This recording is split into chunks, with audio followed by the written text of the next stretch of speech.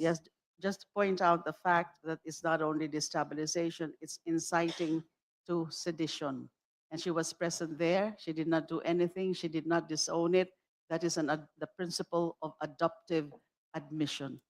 Thank you, Madam Chair. Thank Chair. you. The Honorable Suntay. Thank you very much, Madam Chair. Whether individually or collectively, looking at all the videos shown, there can be nothing seditious that can be attributed to the Vice President. In fact, there is nothing for her to denounce, no statements to denounce. Because we cannot attribute statements made by other people to the Vice President just because she was there. Then we have to do it with everyone who is there. Lahat na lang ng present. Sabihin natin, we should attribute that statement.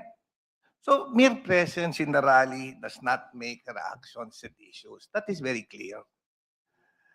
Alam mo, yung tama naman yung sinabi ni Kong Rufus, yung statement as being the designated survivor, it's not illegal, it's not criminal. In fact, it's a process in the United States.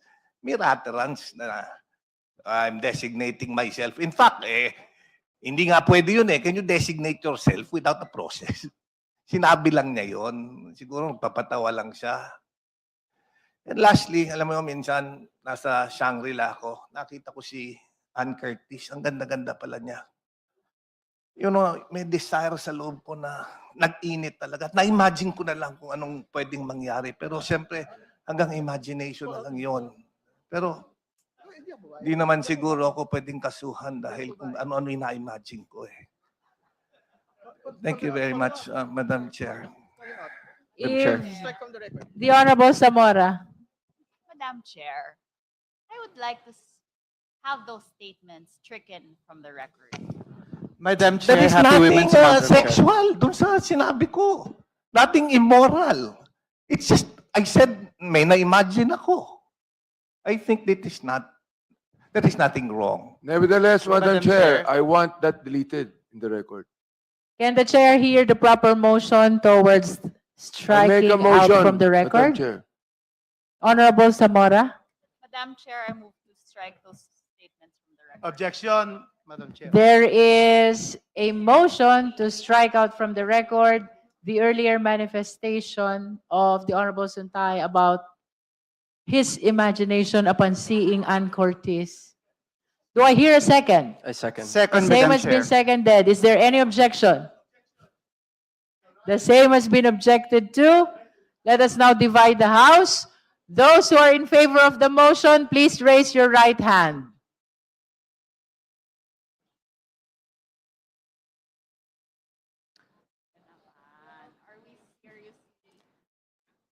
You may put down your hands. Those who are not in favor, please raise your right hand. Those who abstain, please raise your right hand. Just a short manifestation, Madam Chair. I just want to put on record that we cannot censure The Honorable anything which Suntay is illegal, enjoined which is from not further illegal making or manifestation immoral. until we resolve the motion. Order, please. With a vote of 13 in the affirmative and 2 in the negative, 2 in the negative, 0 abstain. Meron? I will say it again. With 13 votes in the affirmative, 2 in the negative, and 0 abstention, let the chair say it for the third time.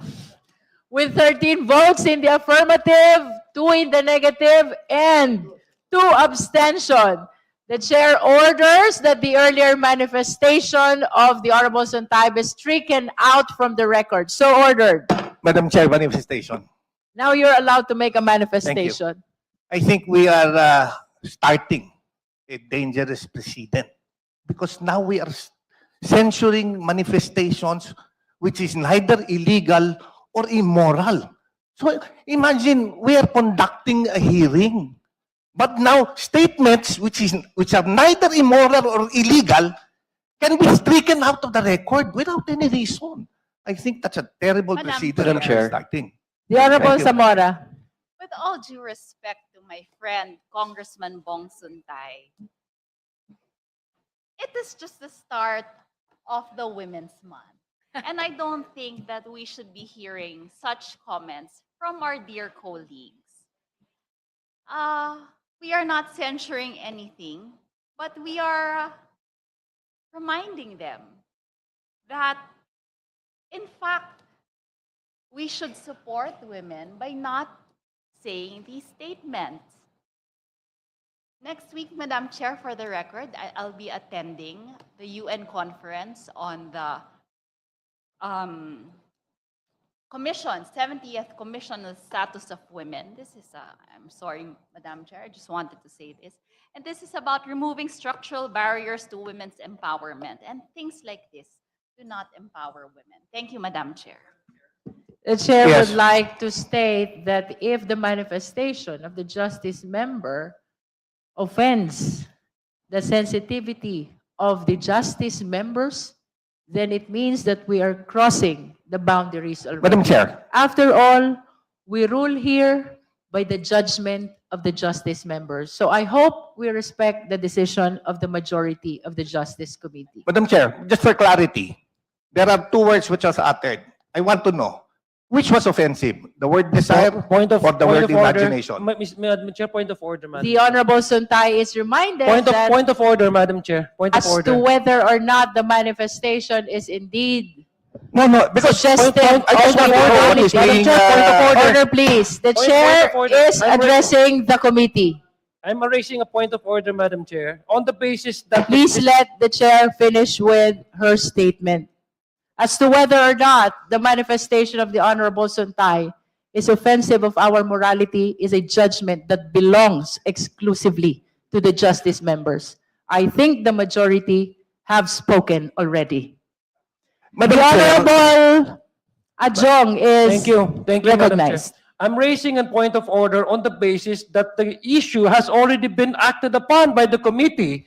The committee decided to delete and strike out the portion of the statement of Congressman Swansing from the record. So let's proceed. Let's move forward. Madam Chair, There's I no am not Manifestation There's no is point of noted. dilly-dallying the process by going back to the issue that has already been acted by the committee. So that is my point of order. Madam Chair, Honorable point of order Suntay. also.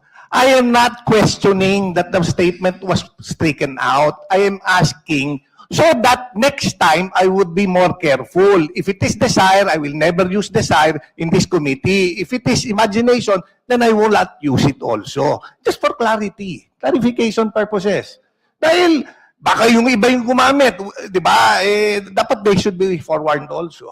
So Madam that's why Chair. I'm asking. To conclude our discussion on the There was earlier a manifestation of the Honorable Suntay, the Honorable Adjong is correct. The same has been ruled upon, and let us all be reminded, it is the majority that rules in this committee. Let us conclude the discussion on that manifestation. Madam Chair.